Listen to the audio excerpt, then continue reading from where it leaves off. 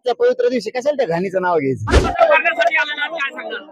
आमचं सर्वोच्च स्थान मासाहेब राष्ट्रमाता जिजाऊ आहे. त्यांच्या चरणी नतमस्तक झाल्याच्या नंतर वर्षभर आम्हाला सुखी समाधानाचे दिवस जात आहे. म्हणून इथं नतमस्तक होण्यासाठी दरवर्षीच येतोय. याही वर्षी आलो. या जिजाऊ जयंतीच्या निमित्तानं महाराष्ट्रातल्या आणि देशभरातल्या सगळ्या बांधवांना खूप खूप मनापासून जयंतीच्या शुभेच्छा देतो. सरकारच्या सध्याच्या भूमिकेशी तुम्ही सहमत आहात का? कोणची भूमिका? सरकारचं काय चाललंय? काहीच मिळाला ना. कोण कोणाचा उमेदवार आहे, कोण कोणाचा प्रचार करतो. आजच्या पवित्र दिवशी कशाला त्या घाणीचं नाव घ्यायचं. कार्यकर्त्यांना काय आवाहन करणार? शांतता. पण इथल्या विकास आराखड्याबद्दल काही काय मत व्यक्त करणार? ते तर होणं गरजेचंच आहे ना. गेल्या वेळेसच आपण सांगितलं होतं की तुम्ही करा, परंतु काय असतं, एखाद्याला जर जातीवादाची सवय लागली तर ते राष्ट्रमाता मासाहेब जिजाऊंच्या इतक्या पवित्र स्थानी सुद्धा विकास करत नाहीत. त्यांना दुसरीकडे पैसा द्यायला, व्यापाराला देण्यासाठी खूप भ्रष्टाचार केलेले लोक आहेत, त्यांना सोडायला चालतं. पण मासाहेब जिजाऊंच्या या पवित्र भूमीला त्यांना विकसित करणं चालत नाहीये.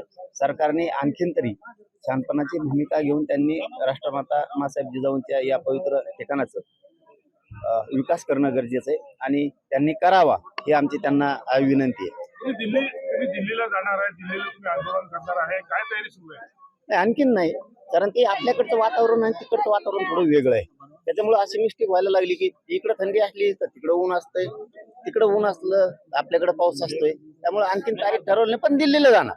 देशातला सगळा मराठा एकत्र एकत्रीकरणाचा वारं सुरू आहे. ठाकरे म्हणते झाले भाऊ, झाले.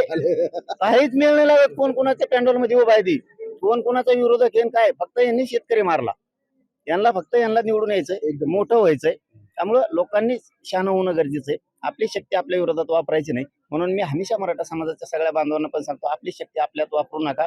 कुणी आपल्यावर काय बोलत असलं तर त्याला बिनधास्त बोलून द्या, परंतु आपण उत्तरं देऊ नका. त्याचं कारण असं की आपली शक्ती आपल्याला वायाला घालायची नाही. आणि मराठ्यांनी याच बरोबर एकही लक्षात ठेवलं पाहिजे, आरक्षणाला, आपल्या समाजाला विरोध कुणी केला त्याला आपलं मत जे असतं किंवा सहकार्य जे असतं ते करायचं नाही. चळवळीत कोण काम करतं याच्याकडे सुद्धा लक्ष ठेवलं पाहिजे. नसतं लोक हसतात नंतर. आपल्या माणसाला केलं पाहिजे. समाजाला विरोध करणारा, समाजाच्या लेकराच्या आरक्षण विरोधात करणाऱ्याला कधीही आपण सहकार्य केलं नाही पाहिजे. त्याची जागा त्याला दाखवली पाहिजे. या मताचं मी आहे आणि ते समाज करेल सुद्धा. महाविकास आघाडी महायुती मध्ये मराठीत महापौर होणार, पण मात्र मराठ्यांच्या ज्या खरंच मराठ्यालाच डावले जातो, मग मराठी महापौर कशासाठी? नाही, आता ते काय आहे, ती जत्रा आहे आणि त्या जत्रात त्यांना काय सुचत नाही. त्यामुळे काय कुणी झालं आणि काय झालं तर आमच्यात काय परिवर्तन होणार आहे का? एखादा अधिकारी त्यांच्या लेकरा बाळांना केंद्रीय कॉलेज मिळणार आहे का? गोरगरीब मराठी आहेत, त्यांना शिक्षणात नोकरीत आरक्षण मिळणार आहे का? याचं उत्तर नाहीये.